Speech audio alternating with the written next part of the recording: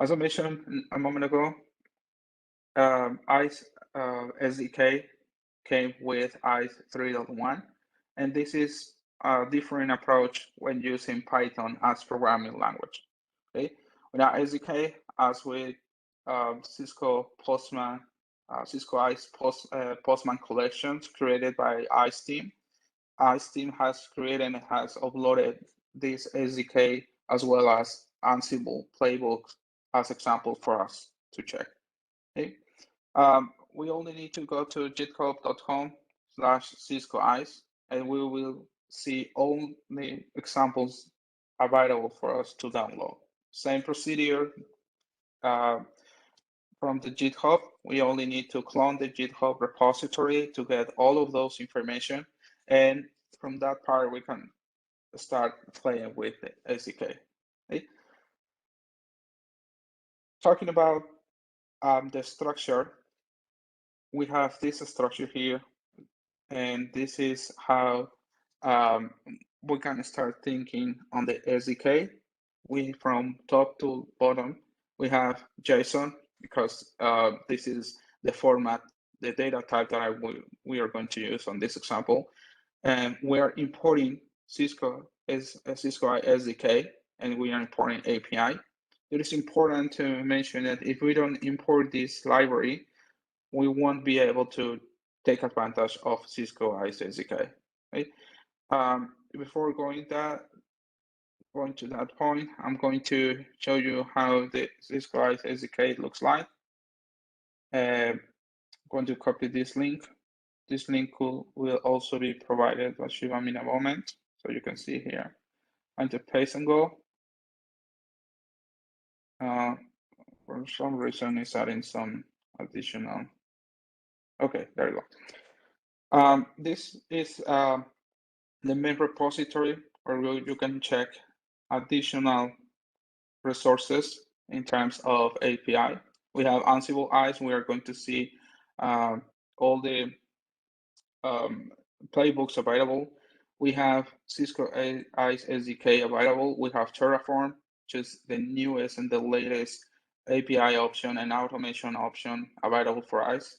And when you click on any of those links, it will take you to examples, and it will take you to the procedure to work with this.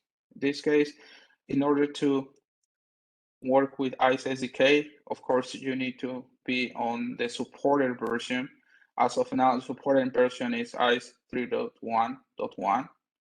3.1 on above, it's going to be supported as well. You need to install Cisco ISE SDK, or if you already have Cisco ISE SDK and there is a new ISE SDK version, you only need to upgrade it to make this work. It is important to check which version you are if you are targeting to use latest SDK library. Okay? So this is the example. In this case, we are not doing anything apart from providing the credentials. Okay, we have username and password. We have the base URL. This SDK, as with other ERS API options, supports either IP or ISE FQDN. So if you are going to use ISE FQDN, you need to make sure the ISE FQDN or that FQDN is resolvable on the machine you are going to execute the script. Okay, so this section is just to have the session. You have the try and the set. And the try is going to make the call. Just checking the session. Everything here, when it comes with the session, is going to be saved on API. And on the response, we are using an API plus any of the options available on ISE SDK. In this example, we are using the repository option, and from this option, we are using get the repository. Okay? We are adding some format options, and the result should be the list of the repositories created on in ISE or in that ISE instance. Okay? We have an example as well, so don't worry about it. We have an example, and in this case, I'm going to use another script. I have SDK here, and something before going to the example is I need to mention where to check the documentation. Everything that we are talking and we have covered is based on the documentation available for everyone. ISE SDK is not the exception. Here is the link, and here is the information as well as the option depending on your call. In this case, first of all, we need to review where we are, and we need to review if those versions of those calls can be used on ISE 3.0, 3.1, and for ISE versions. Okay? Just to go very quickly on one example, if we want to play with Active Directory on SDK, we have several options on the right. And each one of those options describe which action you want to perform or which action you can perform. And you also need to recall that in order to make the call with ISE SDK, you need to first set up, you need to first define identity services engine API dot the option you want dot the sub option of the option on the submenu available here, which is exactly what we are doing here. For API dot the option in this case is repository. Let's search for the repository very quickly. Let's go to the repository. Okay, this is the second option. It's the second menu, and we have create repository, delete, get repository. Okay? So every time that we want to play with any of these options, we need to first call repository option. Okay? And repository.get repository. Repository.get repository. Okay. If you go to the GitHub page here, we should be able to find some examples for our reference, and we can use those examples to create our own examples, or we can use those examples to develop something more complex to cover any need. Right? For this session, I'm going to use only a couple of those SDK calls. I'm going to get the admins. This is the first script. And as you can see, okay, let's give it a second. In this case, I'm going to check this one as, okay, this is 3.0, 73. 73. Okay, that's the correct node. Okay. Okay, 73. So this is the first basic script. As mentioned before, we are providing username and password. In this example, I'm sending plain text username and password, and I'm sending also the base URL.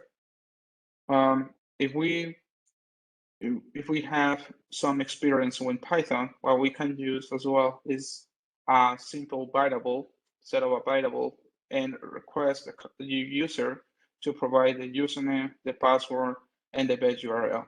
What we can also do is create a separate file, put this information in that file, and code that file from Python. But in this scenario, we are going to use the basic of Python. I have provided the username, the password, the URL. The URL is the pan. This is on a standalone, so this is a pan. This is the only node that we are going to use. For the response, I'm calling the API, which is the same variable that I used above. I have admin user, the menu. If we go back to this section, not this section, but this one. If we go to admin user, this is the sub option, exactly the same one, admin user. And on this case, I'm going to select, or I'm checking, get all users, get all admin users, right? So if we play this script, let's have a couple of seconds. Name, what is name request? Okay, here's there is one library missing. Import, I'm going to report the request, which is one of the most used library. Okay, and let's go now. Let's run the script one more time. Okay, this time it worked. We have two admin nodes, one for admin, no admin node, sorry, admin users. We have admin and we have ERS admin, which is the admin I created in order to perform API calls. If we check on our ISE, okay, 173 is here, click on administration system admin access, we should see two users as reported by the API call. We click on users, admin users here. Okay, we have admin here and we have ERS admin. That lines up what we see here. Second script that I'm going to use here is create an endpoint group, similar to what we did on Postman, but in this case, I'm going to use the SDK. Okay? SDK is pretty much the same thing. I'm providing the description, providing the name. I'm using endpoint group, and I'm using create endpoint group option from this particular variable, this particular group. Okay? Same thing, URL, password, username. Okay? Something that we have already covered. Going to run the script. Right? It says, oh, it didn't say anything, but it should say successful. And we should see a new endpoint group called BTH with a description of BTH. Okay, let's double check that very quickly. If we go to administration and entity management group, what we are going to see, or what we should see, is endpoint group. Here it is, BTH and BTH. Same result, different method. I'm using SDK now. Last but not least, I want to use two more HTTP methods. This HTTP is called the get and the delete. So as for now, we are pulling information we have created a new resource, but now we are going to remove, or we are going to delete the resource. For that part, I'm going to use this script here, right? And I think, okay, we have import request here, good. Before use this one, I need to get the ID in order to remove the specific group, the endpoint group that I just used. And I'm going to use this script here. These scripts, all of these scripts that I'm using are available on the GitHub repository that I mentioned. And you only need to download the GitHub and download the folder on the GitHub, and you will see all of those scripts. So there's no need to reinvent the wheel. We just need to reuse these scripts. Right? Okay, what I'm going to do with this API call with SDK is get all the endpoint groups, including the ID for each one of those groups. So let's on the script. Okay.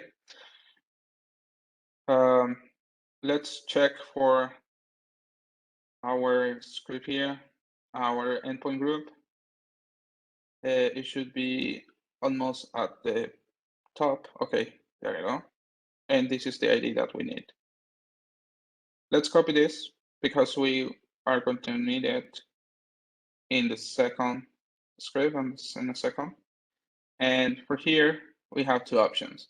First option, we can make this statically, pasting this APN, this ID, or we can use dynamic. We can use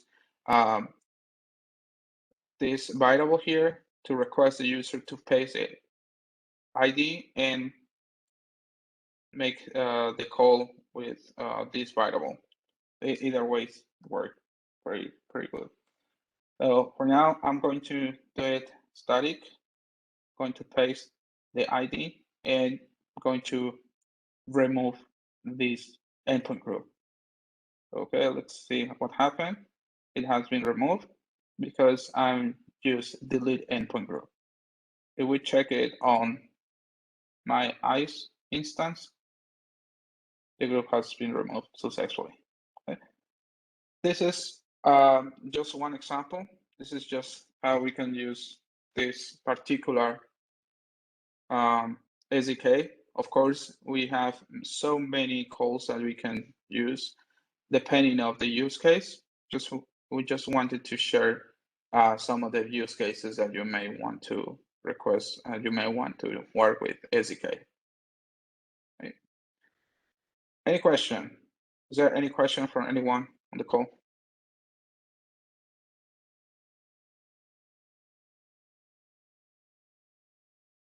All right, let's move on to ISE and Ansible now. So Ansible is a new capability that came out with ISE 3.1. Ansible is a simple, flexible, and agentless solution.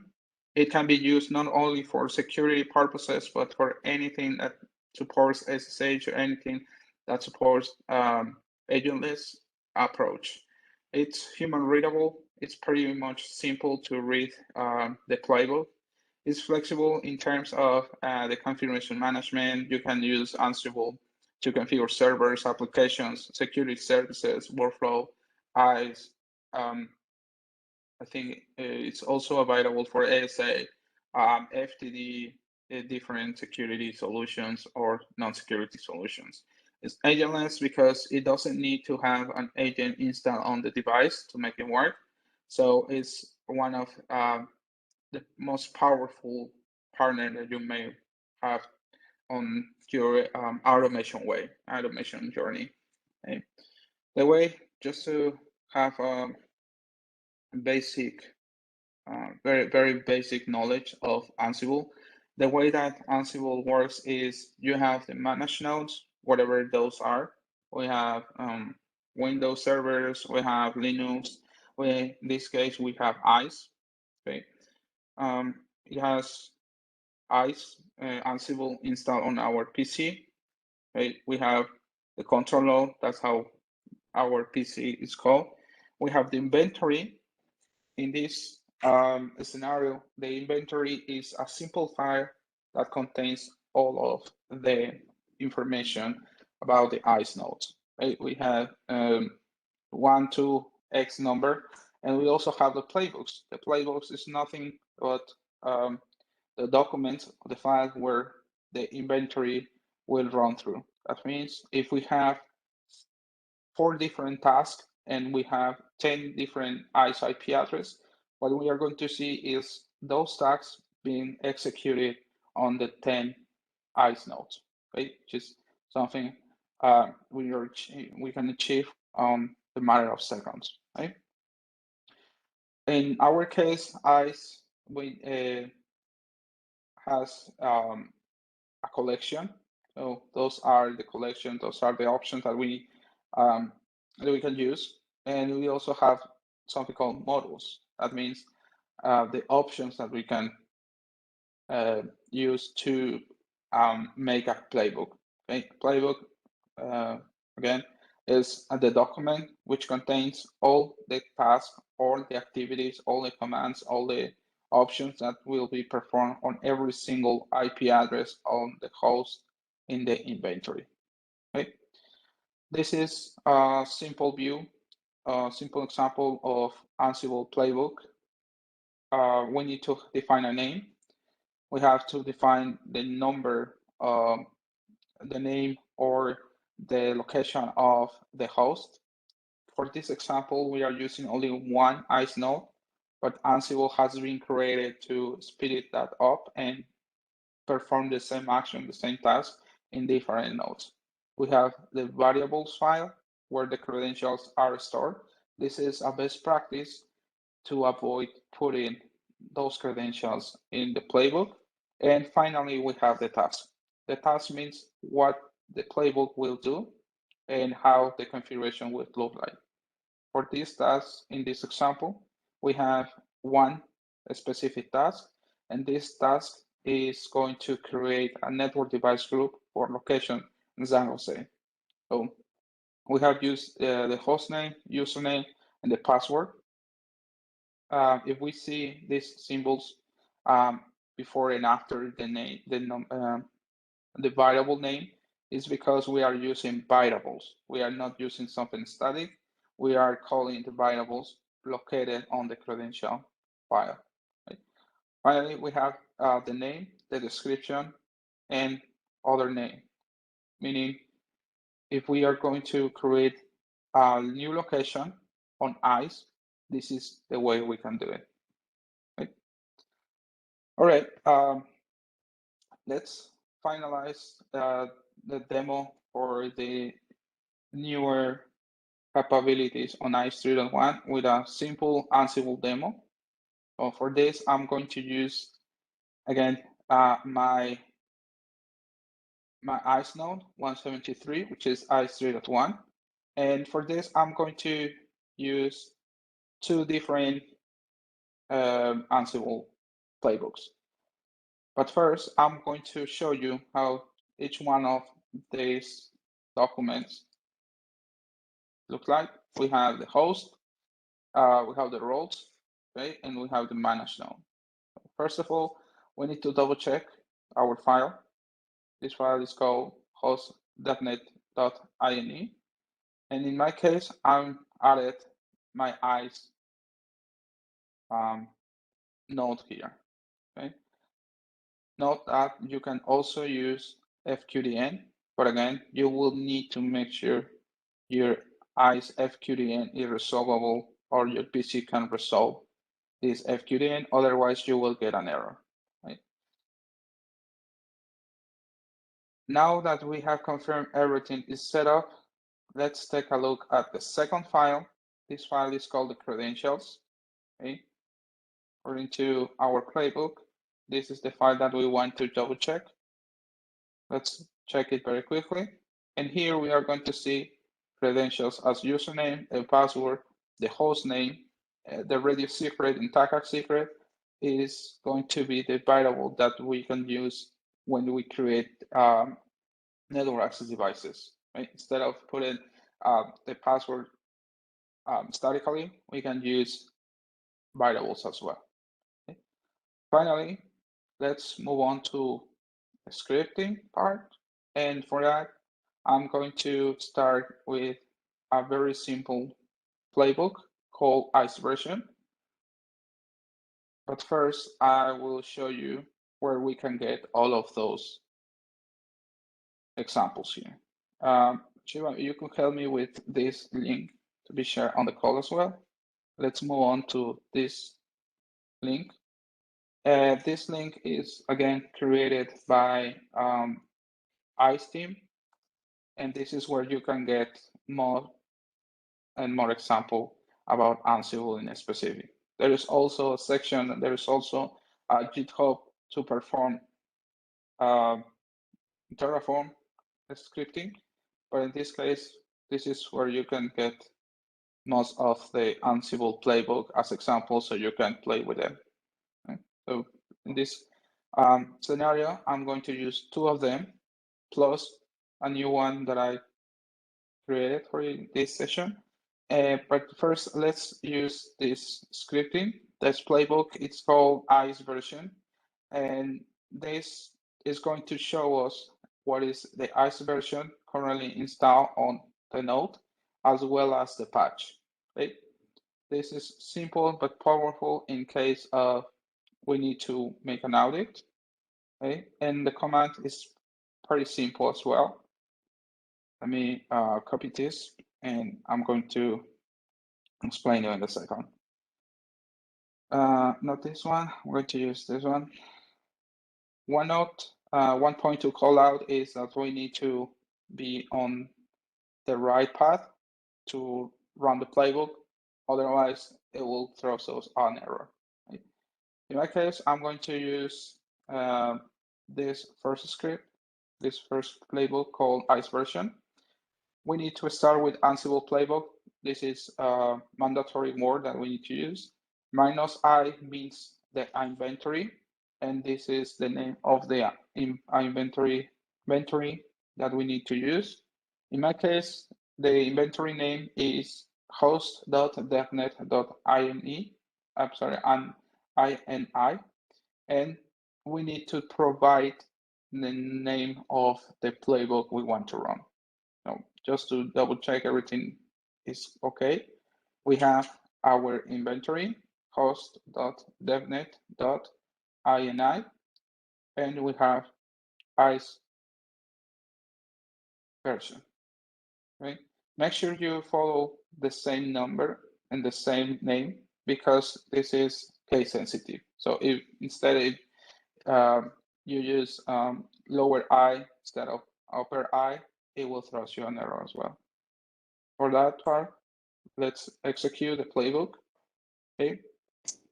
And the result that we are seeing according to the playbook, okay, we are seeing the version 3.1, the patch 1, as we saw in a moment. And we also see two different ways to get the information. First of all is show version, okay, as it is. We only need the version at the moment, but I also have the patch, so patch 1, right? Now, the second use case that I want to show you is one of the most required option for the customers for the years, which is the ability to create or to update policy sets or everything related to policies. In the past, we had the option to export the policies, but we didn't have the option to import them. And this is still valid until ISE 3.0. So we have the ability to import them, but we don't have the ability to we have the ability to export them, but we don't have the ability to import them. So just to show you where you can double check this option to export policies. And the main goal for this option is to for the tag to review to your policies. So if we go to administration settings, it's system administration background and restore. Okay, this is the option to export the policies. What it will do is export all your policies on a JSON format, and you can, of course, you can review it, but this is mainly used for tag purposes. However, there is no option to import them until Ansible came out. So the second script, the second playbook that I'm going to show you here is called policy set. It will create a simple policy set, but you can use this as an example to create policy set authentication authorization policies. Okay? In my case, my policy will be named Beyond the Horizon. I will have a description of policy created through Ansible. It will, as condition, is a device IP address. If a device IP address is 10.101.10.10, it will give you access, but this is just how we can use Ansible playbook to create a policy set with Ansible and ISE 3.1. Okay? This is the complete set, the complete configuration here. Okay, and let's use this one more time. First, let's check there is no such policy on my ISE node for now before checking this. Let's go to policy set. At the moment, we only have one, which is a policy set, the default one, but we are targeting to have a second one created by Ansible. Let's move on to the next one. Let's make it clear. Let's paste it, but in this case, my Ansible playbook is called policy set. Okay. Policy set.yaml. Okay. I'm using the same inventory name. Okay. And on that case, I'm using two different calls. The first task, it creates the policy, and the second task will pull all the policies available. In my case, I have two. First one is called Beyond the Horizon policy, and the second one is just the default network access, or the default policy. Right? If we go back to our ISE, go refresh and refresh the page, we certainly see what is inside the policy section. Okay, let's give it a second. All right, so you can see here we have Beyond the Horizon policy created through Ansible. We have the condition, and we have the allow protocol defined as default network access. So using the same playbook, you can also create and you can add as many tasks as you want. So you can have the entire process of policy set, authentication, authorization policy process defined in a couple of seconds, as we created here. Okay.